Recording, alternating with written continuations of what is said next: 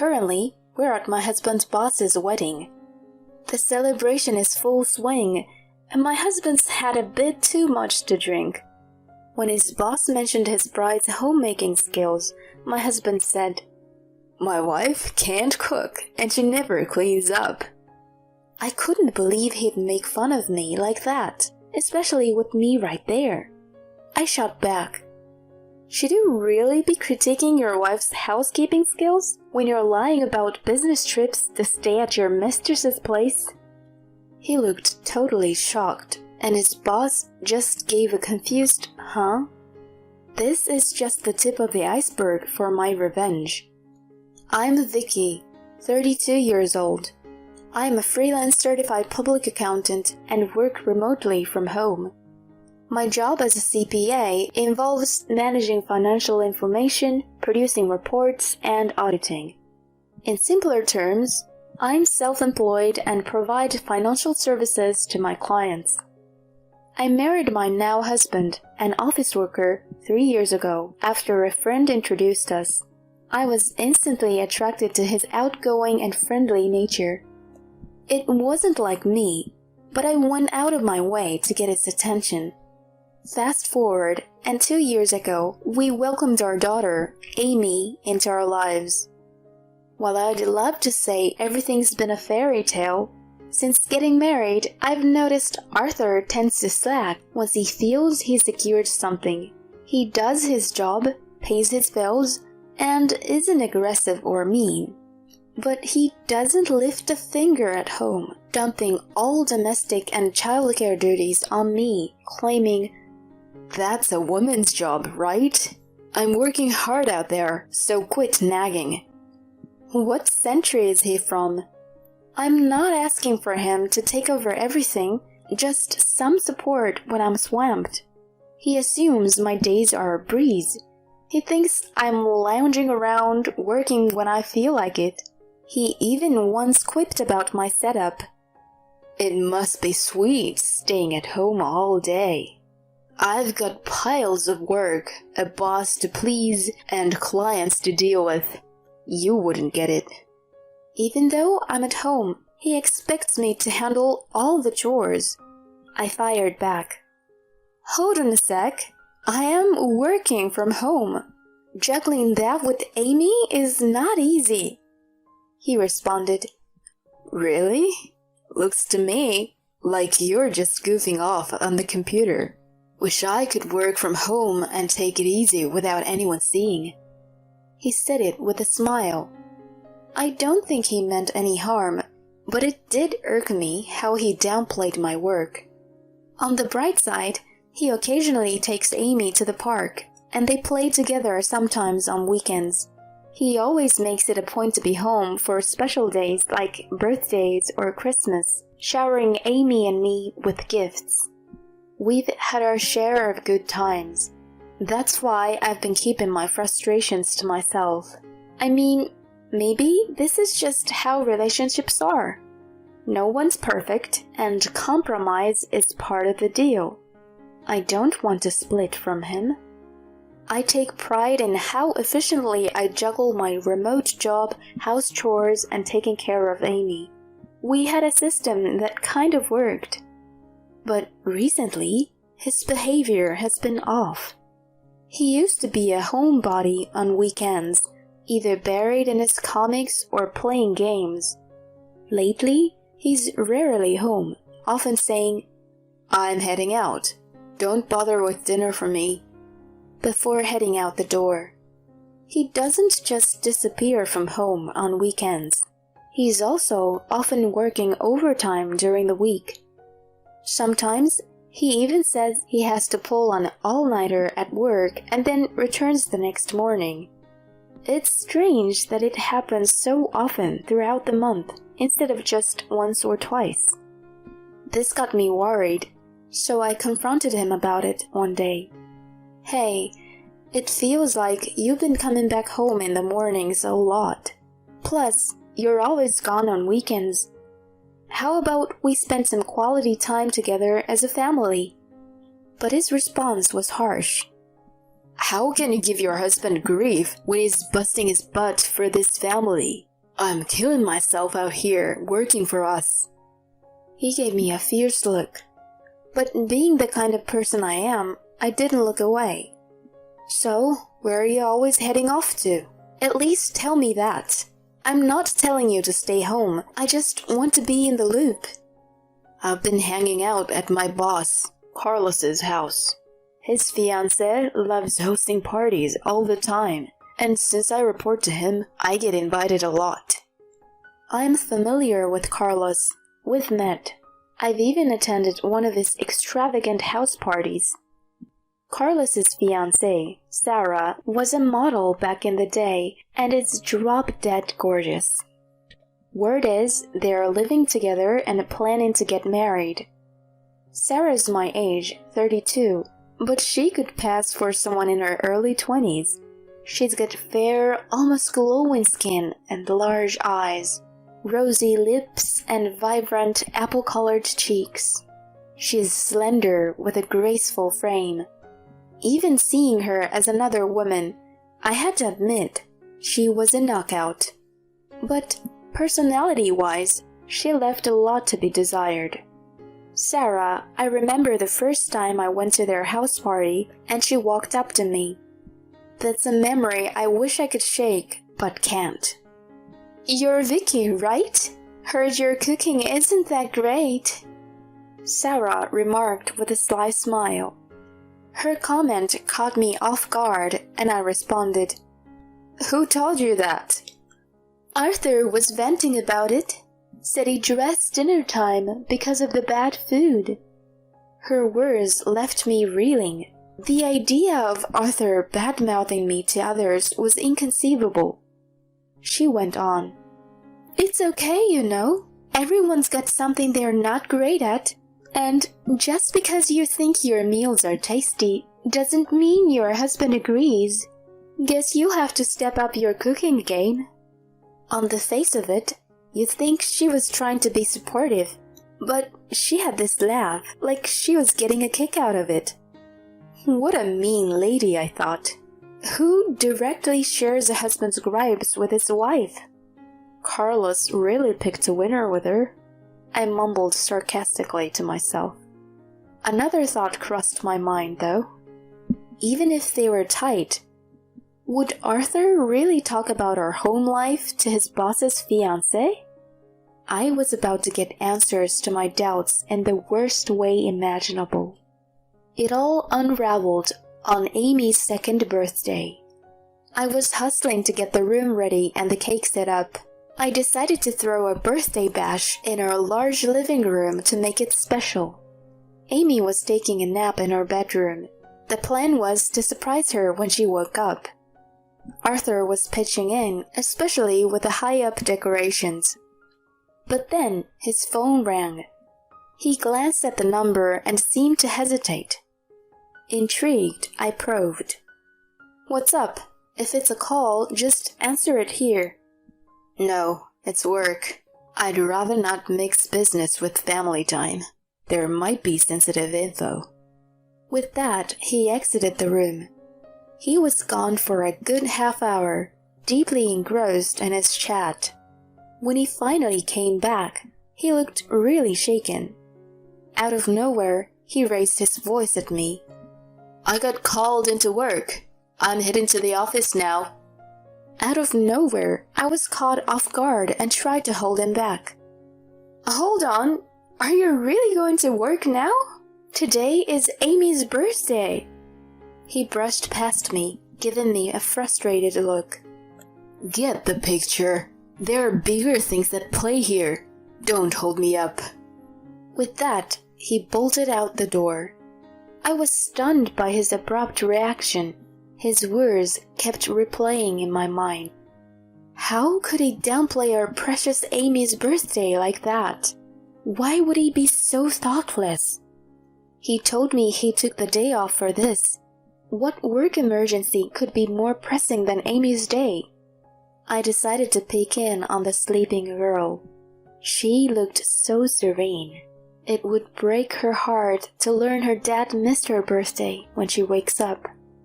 Not knowing how to process everything, my mind was spinning. But then It hit me. I checked something in the kids' room and was horrified by my find.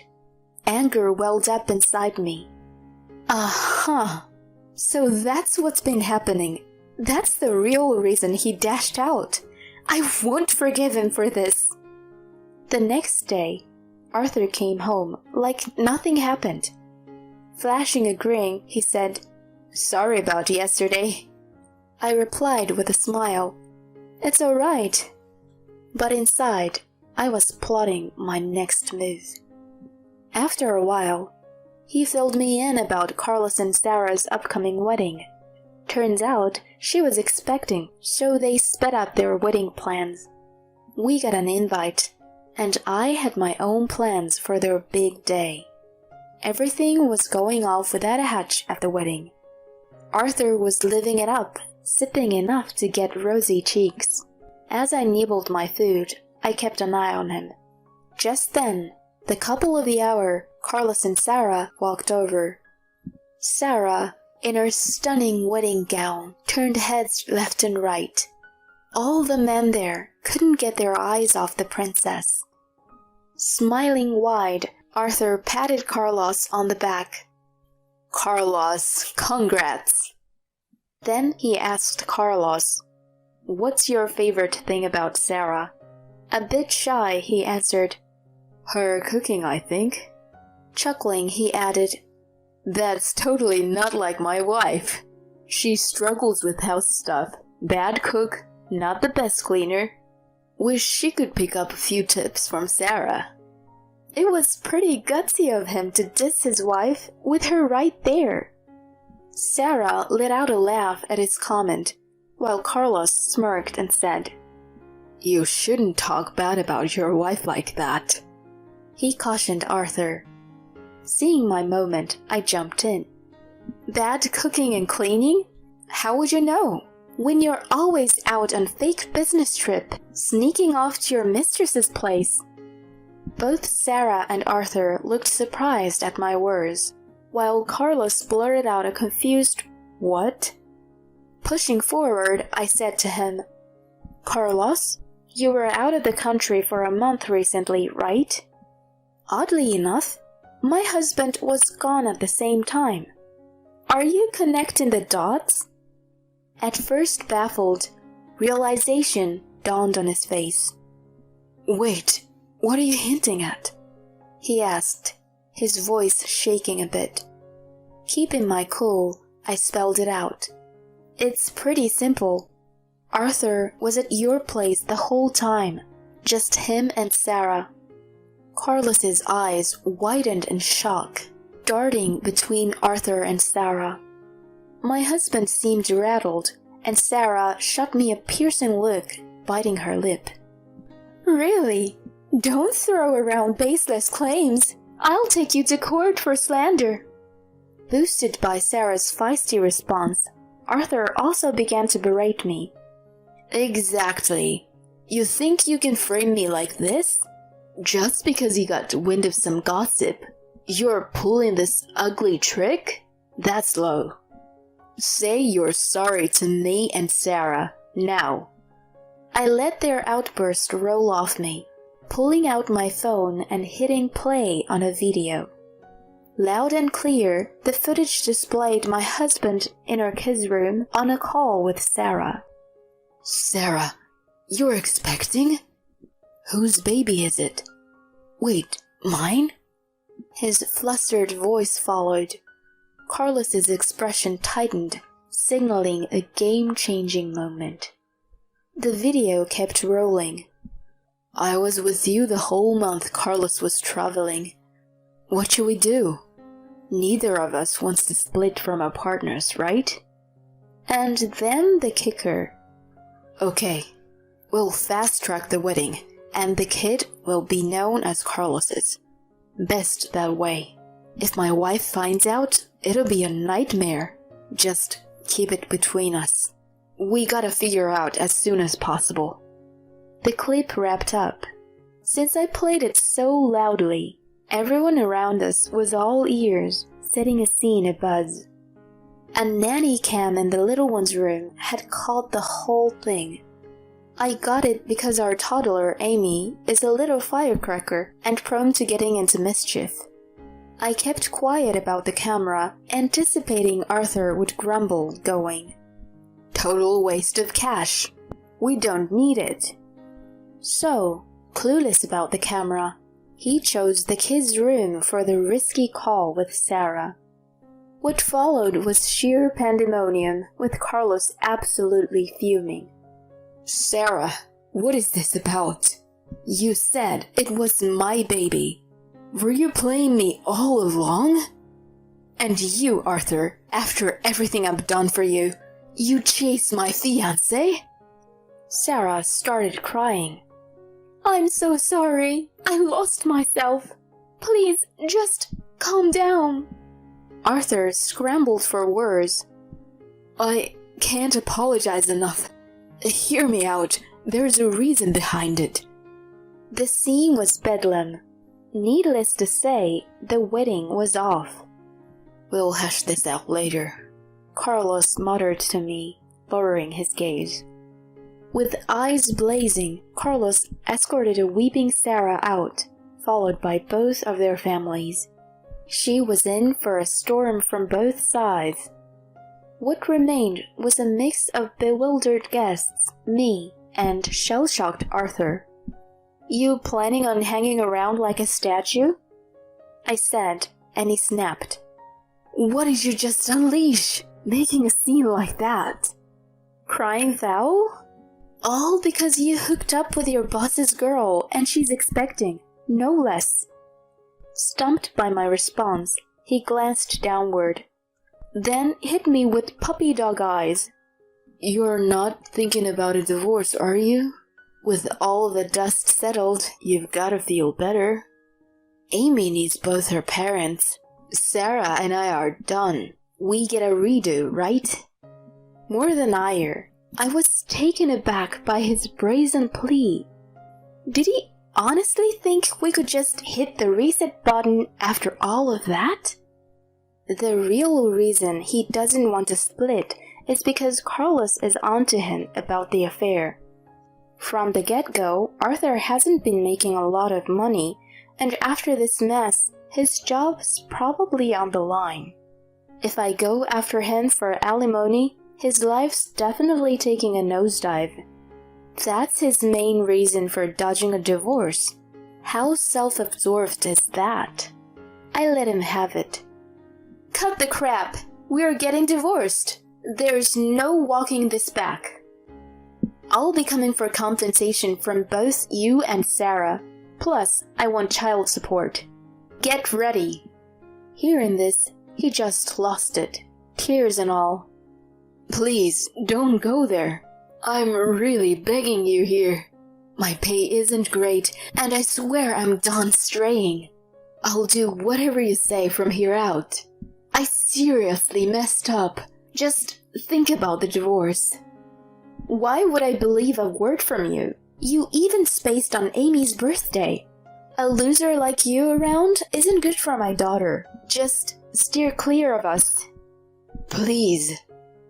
I brushed off his last-ditch efforts and split from the place alone. Down the line, Arthur and I went our separate ways, and Carlos and Sarah called off their wedding. I got compensation and child support out of Arthur, and naturally a chunk from Sarah too. He had to bow out of his job, given the whole boss's fiancé turned baby mama situation. They ended up in debt, shelling out for Carlos's demands. Word is, Arthur and Sarah got married because of the baby, but they're living in the red, dodging bill collectors. Frankly, I'm unfazed hearing about it. They reaped what they sowed. As for me, I got custody of Amy and headed back to my folks' place. Amy's been the apple of her grandparents' eyes, and she's thriving. I've been living peacefully, shaking off all the Arthur drama. Going it alone with Amy, I'm all about keeping it positive. Hey, where are you? I asked my husband, who replied with a surprising statement. I'm on a trip with my folks. What?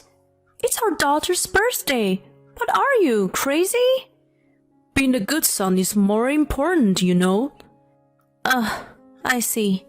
In that case, let me do what I want as well. I hung up the phone and got to work immediately. Hey, what's this about? He was frantic. It was his own doing. I wanted him to suffer. I'm Paige, a 34-year-old social worker. I've been married to Cooper for 8 years now. We were originally co-workers in the same office. He was one of my bosses and even served as my mentor, so we naturally grew close. We started seeing each other outside of work and got married after about a year. Our newlywed life was filled with love and happiness. It wasn't without its problems, though. The main issue was my in-laws. His parents wanted us to move in with them right after we got married, using their old age as an excuse. I adamantly refused, or rather, despised the idea with all my heart. I wanted to spend the first few years alone with Cooper, and there were other reasons as well. One of them was that I had an apartment of my own. My father is into real estate investment and owns several properties. When I got engaged, he gave me one of them as a wedding gift.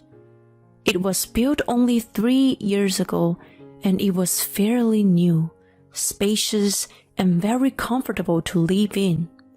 It was perfect for us as a couple, and there was plenty of space even if we had kids. So I had only thought about living there after marriage. I firmly expressed my opinion to Cooper. He was caught between his parents and me, but eventually he sided with me. When starting married life, my wife comes first, obviously. I also want to enjoy being just the two of us, so they should respect our wishes.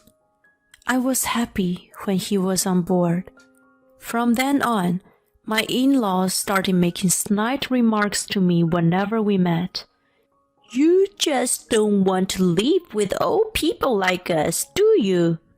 You probably think we'd be a bother.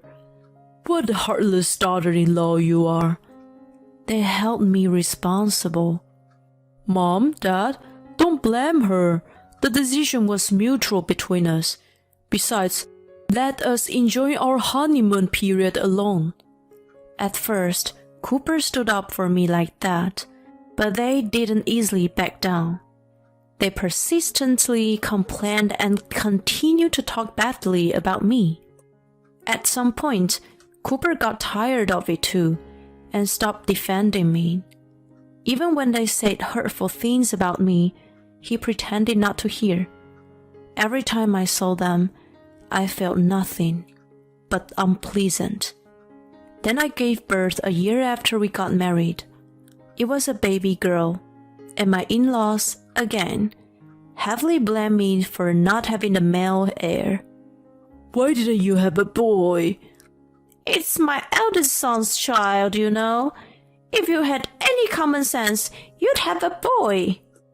We all know that with natural fertilization we can choose the gender. I was left speechless by their irrational remarks. I couldn't believe they were being so selfish. But Cooper, despite them saying such unreasonable things, didn't stand up for me. I was very much disappointed about it, and after returning home, I complained to him. Hey, why didn't you stand up for me when your parents were being so unreasonable? You're the only one who can stop their rampage. He looked dismayed hearing me say that. Well, maybe you should have just agreed to live with them in the first place. What? Because you refused. They took offense, and that's why you're getting this treatment. It's your own doing. Whoa, how can you say that to me? You were in agreement back then, and you even told them it was our mutual decision. I never thought they'd be so persistent, you know. But It's undoubtedly your fault for continuously making them angry. Why don't you offer to live with them now? No freaking way. Our daughter was just born. Then stop complaining. Just accept whatever they say. Jeez. I was disappointed by his indifferent attitude. It cast doubt over our marriage for the first time. Well, I'd come to regret it in the end, but at that time, Kiara had just been born, and it was difficult to contemplate divorce. From then on, I focused on taking care of Kiara. I had taken maternity leave, so I spent a lot of time with my daughter every day, bonding with her. Her smiles were genuinely adorable and heartwarming. I thought over and over that I would protect her for the rest of my life. I was just so smitten and in awe of her. Cooper also adored and doted on her. You're so adorable. Don't grow up too fast. He seemed to enjoy playing with her. During that time of bonding with our daughter, our relationship as a couple was not as strained. It felt like we were connecting through her. As she grew and started speaking, she became even cuter. Mama, Dada. Oh, that's amazing. You can call us now. We were so over the top happy that you could probably call us doting parents. Looking back, this might have been the happiest time. My in-laws had no interest in their granddaughter since she was a girl. So, I used childcare as a reason to stay away from them. That way, I avoided unnecessary stress. We went out to different places on weekend and created lots of fun memories. My phone was overloaded with an image of Kiara. Just looking back at them filled my heart with love. As she grew, Cooper began to change little by little. The trigger was his job getting busier, and he started coming home late. Right after we got married, he changed jobs and moved to a different company. After a few years, he was promoted to manager and suddenly became very busy. It was a positive development at first. We had Kiara, and having a higher salary made life easier. It made saving for the future education much more manageable, and we didn't have to restrict her financially if she had things she wanted to do. However, the workload turned out to be more intense than we expected, and he always looked exhausted. He took on additional responsibilities and did overtime every day, so his mind and body didn't seem to get a chance to rest. Are you okay? Yeah, I'll manage. He came home looking drained and had no energy. Plus, he returned too late at night, so he couldn't see Kiara. It was quite tough for him. I wanted to support him as much as I could. I took over all the household chores and childcare. I also paid attention to what he ate, making sure to include nutritious options. Is Daddy coming home late again? Seems like it. You wanna go ahead and eat? Yeah. Kiara was sad that her dad was coming home late. She was getting bummed out about the decreasing opportunities to have dinner together. He was working hard for our sake, so I couldn't blame him. Daddy's working really hard to make sure you can do all the things you love, you know?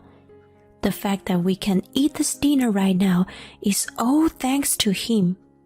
So let's be super nice to Daddy, okay? I'm going to write a card to Daddy. She wrote short sentences on a piece of paper and folded it in half, which she expected him to read when he got home. In it, she wrote, "Thank you for working hard, Daddy. I love you." I knew he would probably tear up when he read it. I wrapped up the dinner and placed it on the table with the card.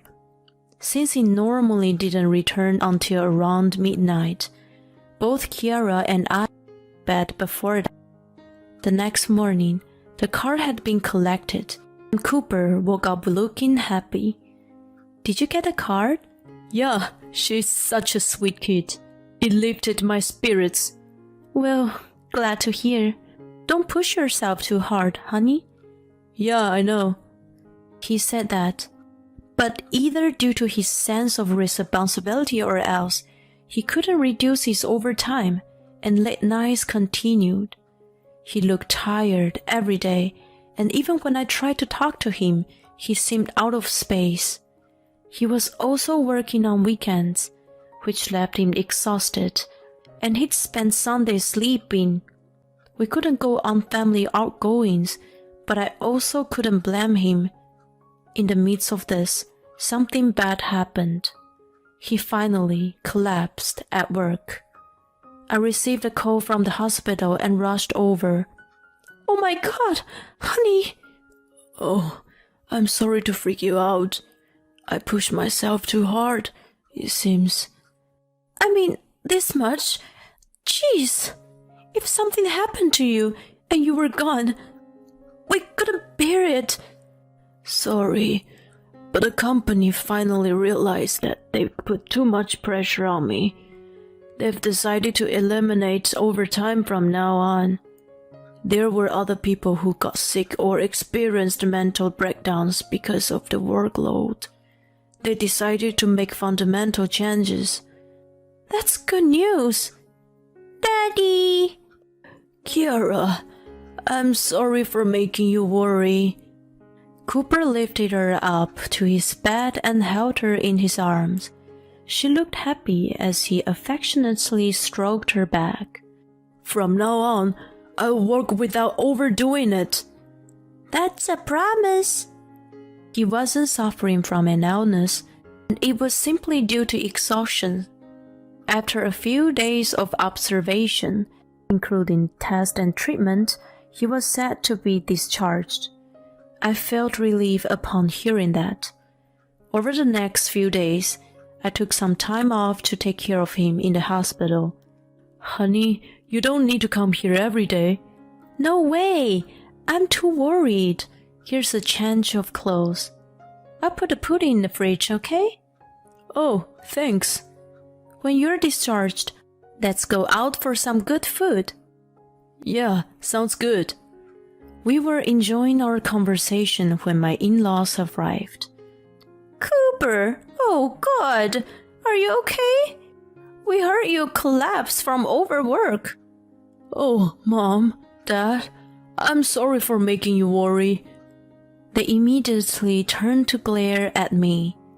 "You, Paige, how can you drive him to the point of collapsing from overwork?" "Excuse me?" "You forced him to work so hard and even made him to do housework, didn't you? You're a terrible woman."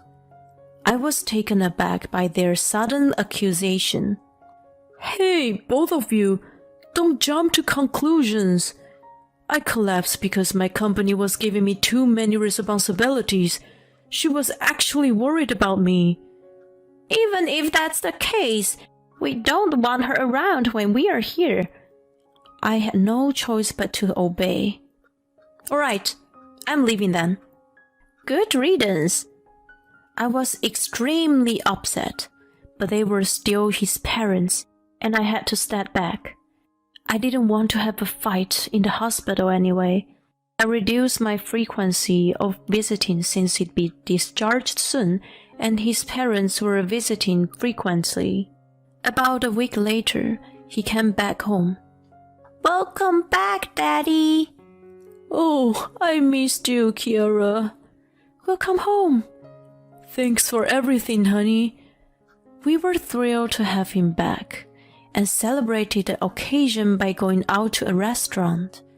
It had been a while since the three of us had dinner together, and Kiara was beaming with smiles. Afterward, Cooper was able to finish work on time and return home early. Kiara was delighted that he could have dinner with her.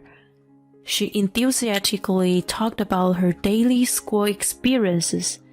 Watching her face brighten up, I was filled with happiness.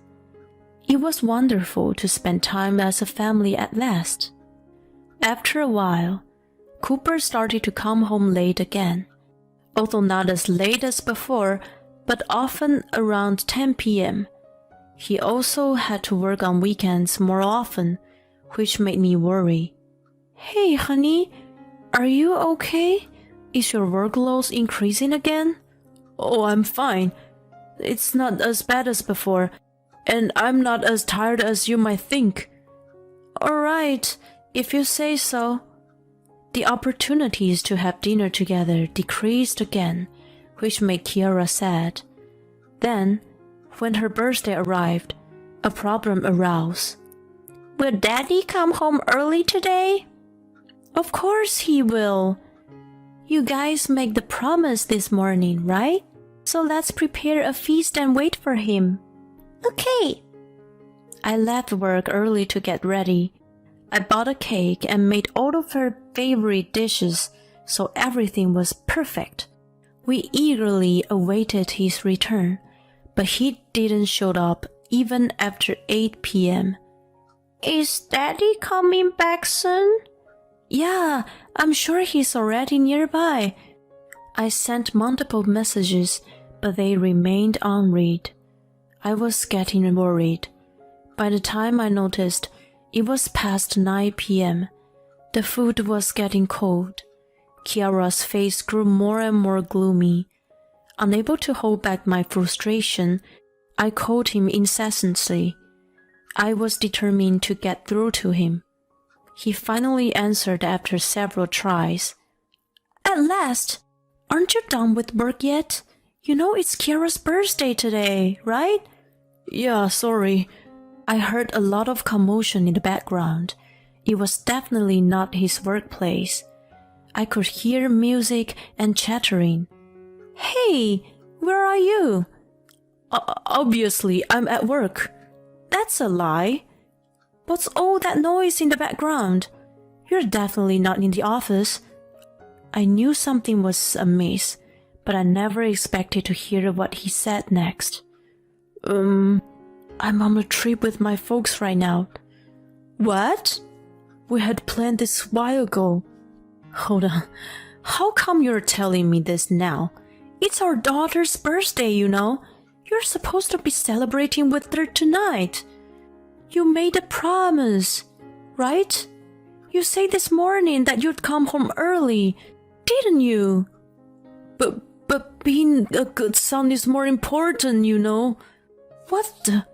Anyway, it's all your fault. I'm stuck in the middle because you can't get along with my parents, and I have to choose between you. Oh, I see. In that case, I will do what I want to. His outburst shattered something within me.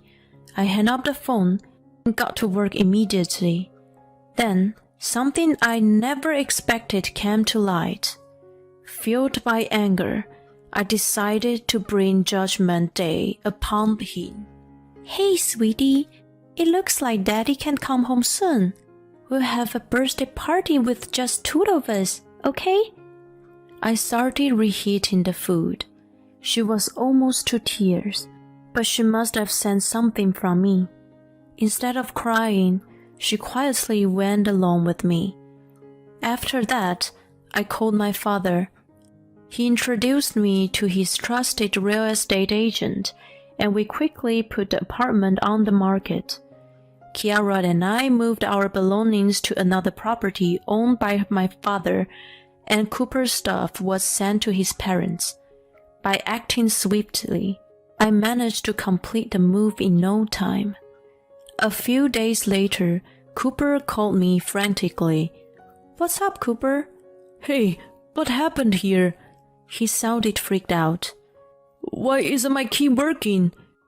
Because that apartment's on sale now. On sale? What the heck are you doing? Well, you missed Kira's birthday. Yeah, I'm sorry about that. But is that enough reason to take such drastic action? You're right. I'm not doing it just because of that. What's really pissing me off is that you told so many lies. You lied about taking a trip with your parents, right? What are you talking about? I did go with them. You know, I called your mom after I spoke to you. Oh, I wanted to give her a piece of my mind. But she said she hadn't left anywhere and was still at home. At first, I thought she was lying, but when I explained the situation, she came over. That's when I found out you used them to make up a lie. So, who did you go on the trip with? Well, I'm sorry. I was cheating. I knew it. You chose the trip with your mistress over your own daughter's birthday. It was planned a while ago. I didn't realize that it clashed with her birthday until recently. I didn't know what to do. You're the worst father. You think it's obvious which one should take priority, right? Anyway, we're getting a divorce. No. Of course, yes. Does it mean I won't be able to see Kira anymore? That's up to you. Reflect on the fact that what you did was terrible, and let's handle the rest through lawyers. I hung up on him. Afterward, he went back to his parents' house, where he received a severe scolding from them and was subsequently kicked out. I then filed a divorce through a lawyer and requested alimony and child support. I managed to claim $60,000 just for alimony. As it turns out, his mistress was a nurse at the hospital where he stayed. They had continued their affair after he was discharged. I submitted a bad review, advising people to be aware that there was a husband-snatching nurse working there. It attracted a lot of attention, and the hospital HR eventually contacted me to investigate. Subsequently, she was let go. She and Cooper broke up, and he now lives a solitary and financially strained life, working hard to pay off the alimony and child support. After all, it's all his own doing. Let him suffer, for all I care. On the other hand, I decided to move in with my parents until Kiara was a little older. I'm working diligently so that even as a single-parent household, we won't be pitted by others. I'm going to cherish my daughter and lead a fulfilling life from now on.